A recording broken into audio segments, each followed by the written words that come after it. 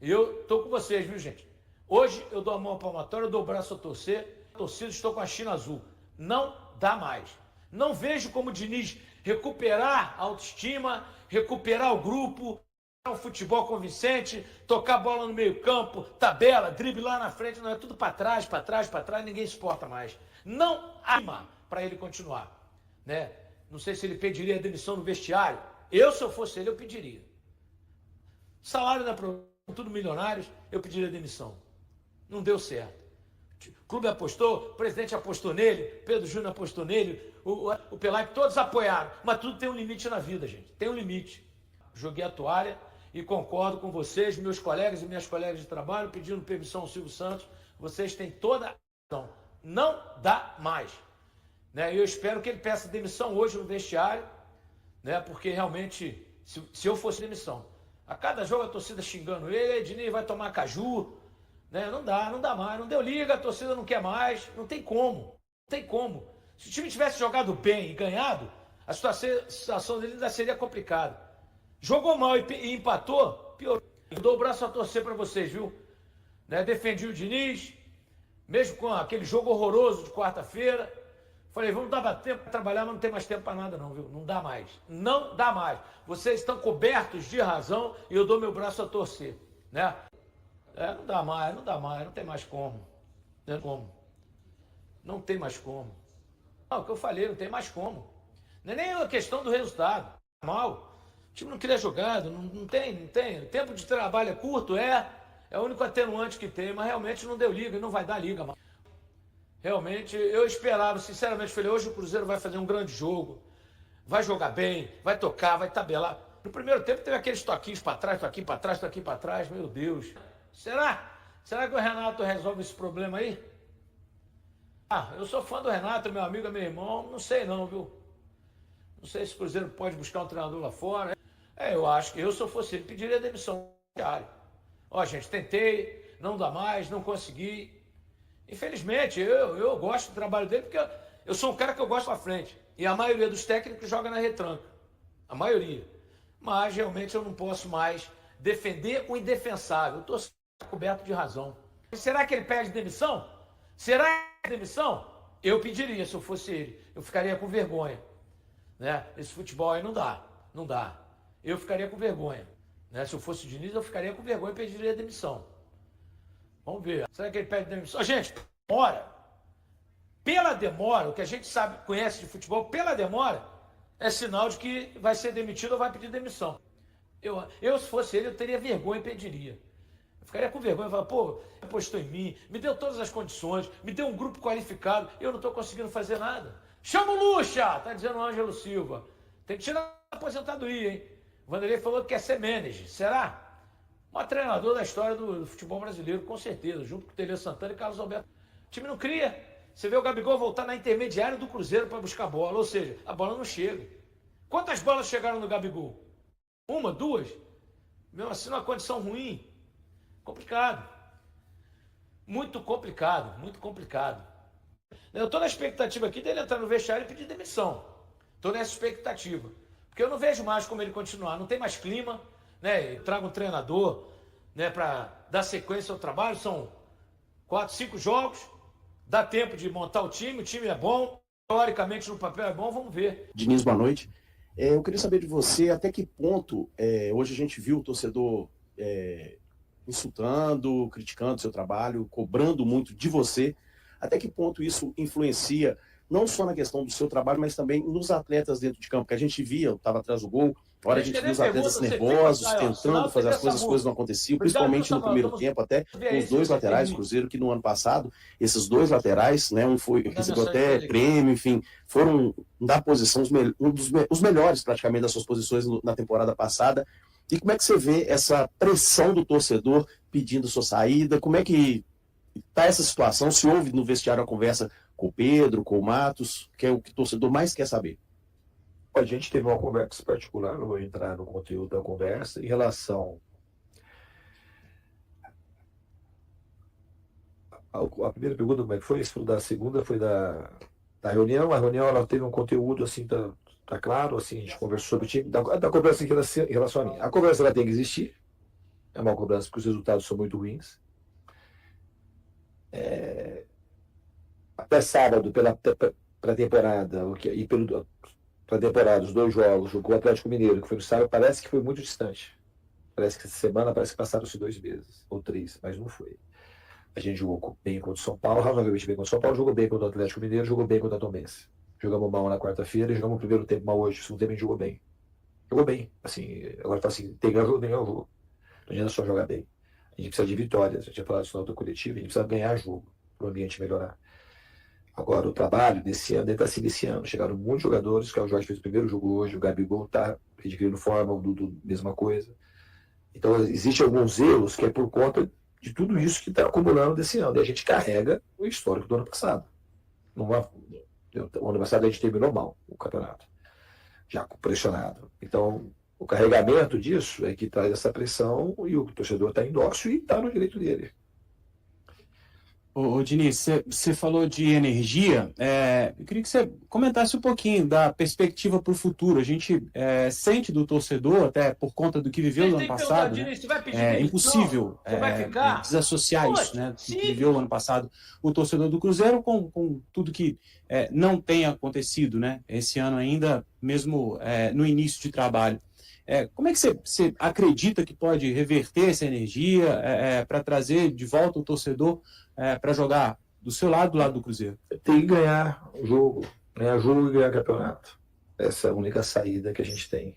E o torcedor, repito, está no direito de vaiar, está no direito de estar impaciente, e é isso mesmo. E a gente tem que procurar vencer. Tudo tem um limite. Então a gente tem que procurar vencer. É isso. Boa noite, Diniz. Helder Ferreira, canal 7 Esportes.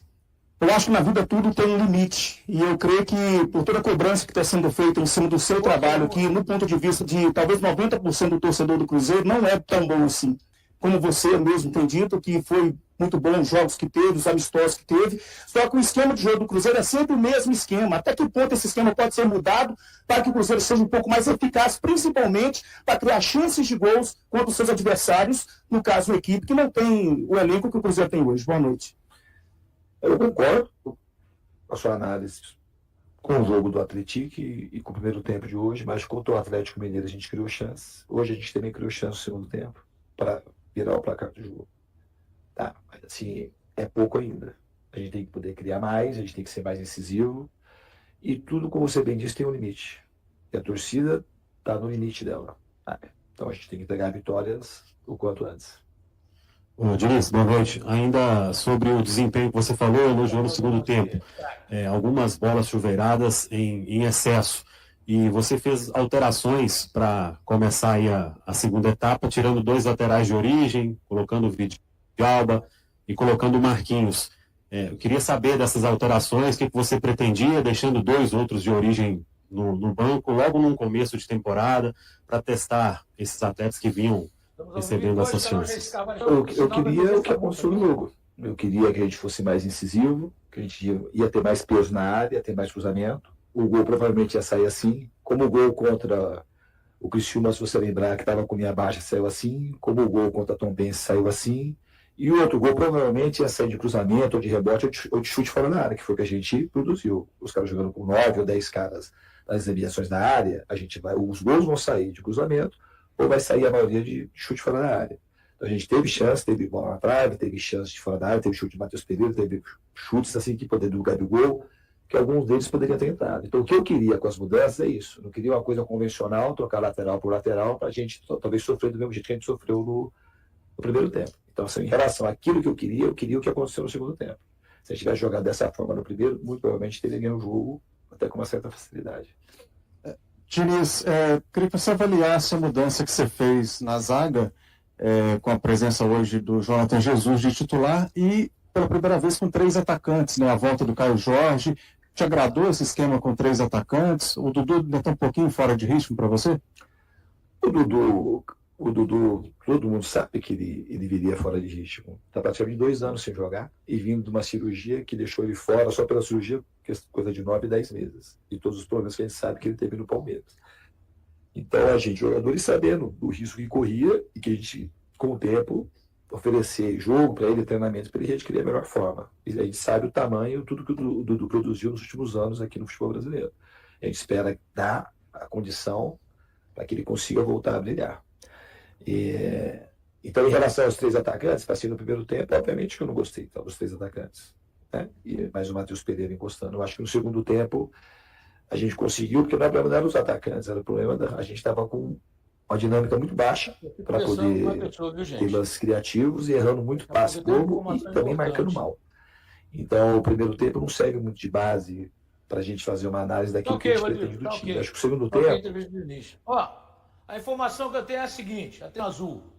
A informação que o Jaircy Carvalho tem é a seguinte.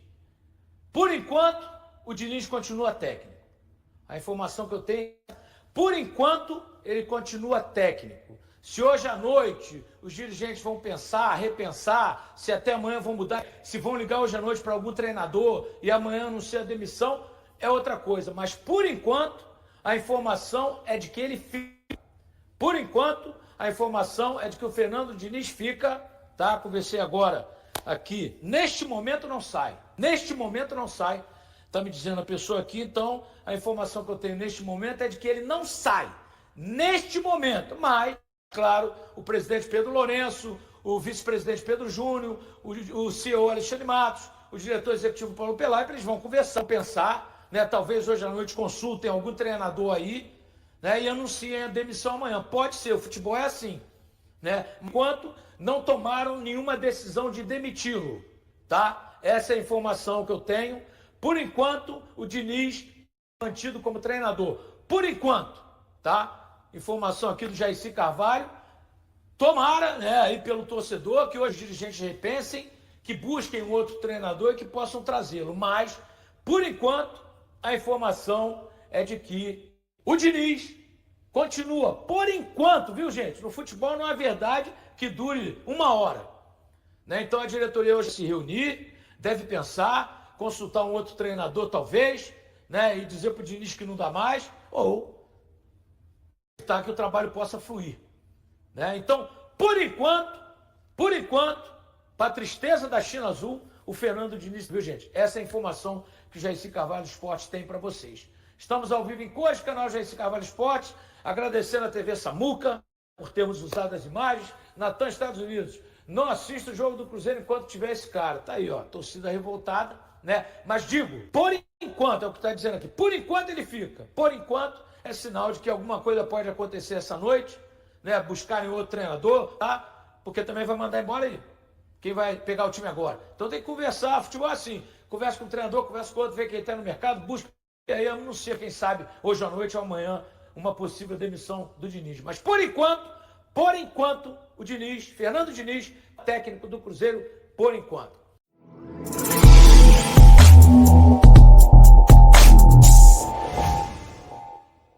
Emocionado, Fabrício abriu o coração e falou sobre sua saída do Cruzeiro. O ídolo celeste, que atuou como auxiliar técnico nas categorias de base, agradeceu o carinho dos torcedores e a oportunidade de trabalhar no clube que ama. Em um depoimento sincero, ele revelou os bastidores de sua rotina na Toca da Raposa e destacou a importância de contribuir para a formação dos futuros craques do futebol brasileiro. E aí, galera? O que acharam? Deixem nos comentários. Não se esqueçam de deixar o like e de se inscreverem no canal e acionar o sininho para receber as notificações. Até mais, Nação Celeste! Vamos pra frente!